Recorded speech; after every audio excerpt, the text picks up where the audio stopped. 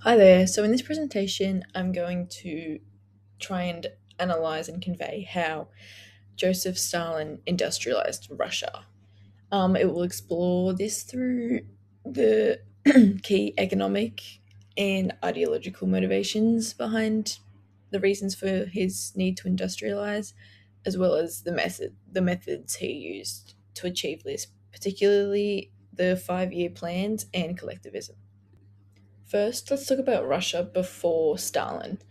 Prior to his leadership, Russia was predominantly an agricultural society, but it lacked sufficient investment and modern technology. And most peasants relied on outdated methods, which made them vulnerable to reoccurring famines and these things called hunger years. And politically, Russia had been ruled by the Tsar, who exercised absolute power under the principle of divine right, with no constitutional limitations. Stalin rejected this system and sought to fundamentally transform both the economic and political structure of the state. So, a quick overview of Stalin and industrialization. He led the Soviet Union from late 1920s until his death in 1953. Under his leadership, the USSR was transformed into a major industrial power and also a military power.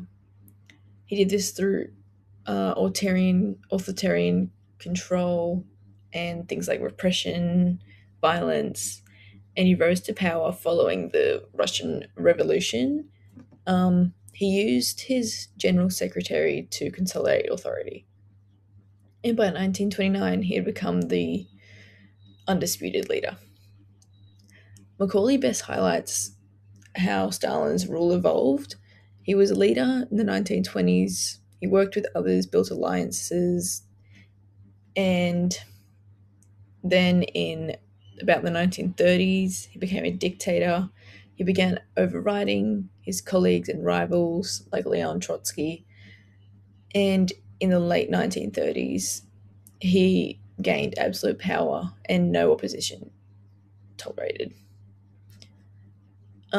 This quote, he could decide all major policies and liquidate anyone seen as a challenge.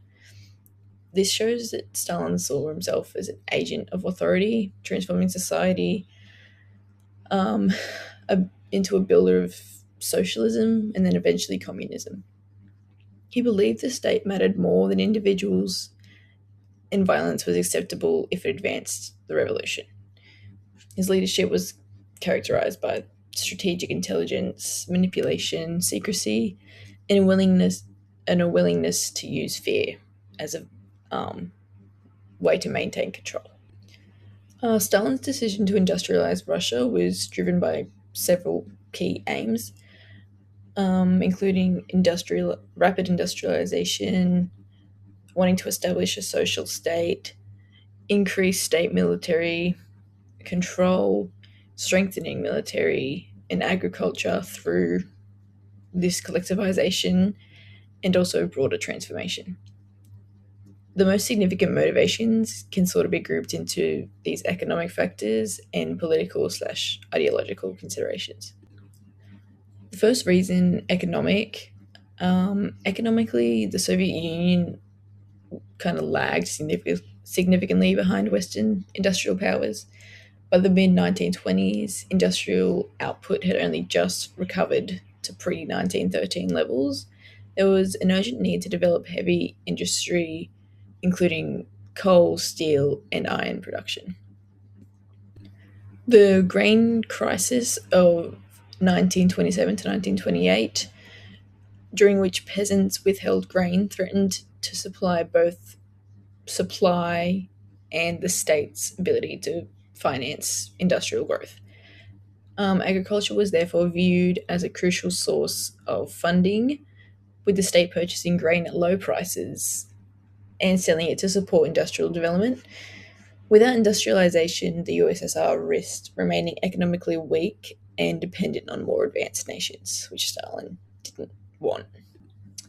So, from An ideological perspective, Stalin's policies were rooted in Marxist theory, which emphasized that socialism required a strong industrial base.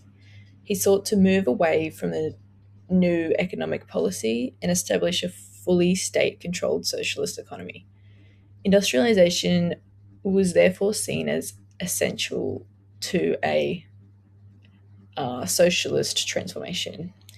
His Stalin's statement that we are 50 to 100 years behind the advanced countries, either we do it or they crush us, highlights both the urgency and necessity he attached to industrialization.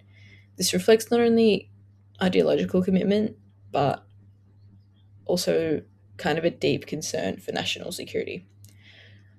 And following the breakdown of relations with Britain in 1927, which created a war scare, Stalin feared foreign invasion, reinforcing his need for a strong industrial and military foundation. So, how? Having established why Stalin believed industrialization was necessary, we can now examine how it was implemented. He achieved this through primarily the use of 5 year plans and the policy of collectivism. Introduced in 1928, the 5 year plans were centrally controlled economic programs. They set ambitious production targets, particularly in heavy industry and energy. For example, coal production was expected to increase from 36 to 75 million tonnes, while pig iron production was projected to rise from 3.3 to 10 million tonnes. These plans led to rapid industrial expansion, including the construction of major industrial centres such as Magan Trogosk. Sorry, I can't pronounce that. However, the speed and scale of this growth resulted in significant disruption. Like urban populations expanded rapidly, often by tens of thousands per week, leading to poor living conditions, shortages, and widespread inefficiencies. While industrial output did increase dramatically, it came at a considerable cost to human life.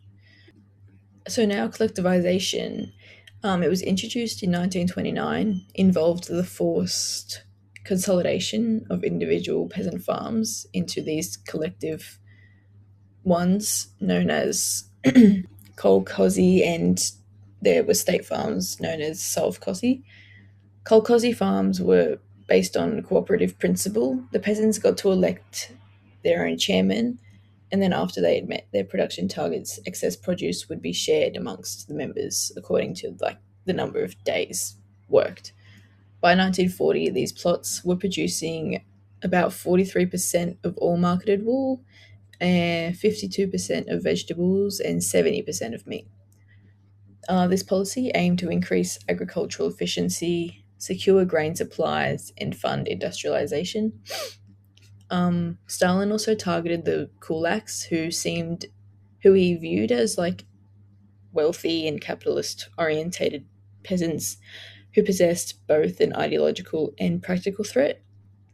His declaration that, quote, we must eliminate the kulaks as a class, unquote, reflects the harsh and coercive nature of this policy. By 1937, almost all agricultural land had been collectivized.